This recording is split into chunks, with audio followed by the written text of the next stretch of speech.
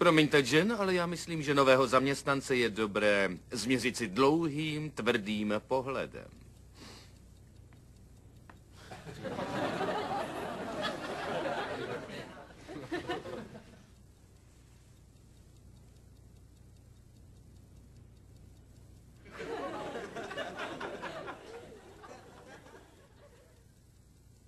Tak. První den? Ano. Bojíte se? Ano. Není čeho. Za stolik se nebojím. To byste měla. No, možná trochu ano. Není čeho. Už se rozmyslete.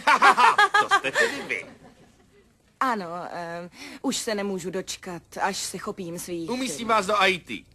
Uvádíte, že máte velké zkušenosti s počítači.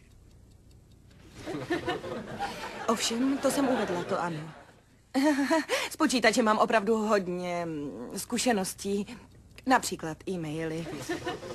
Posílání e-mailů, přijímání e-mailů, mazání e-mailů a je toho víc. Dál. Web. Práce myši, tedy s myší.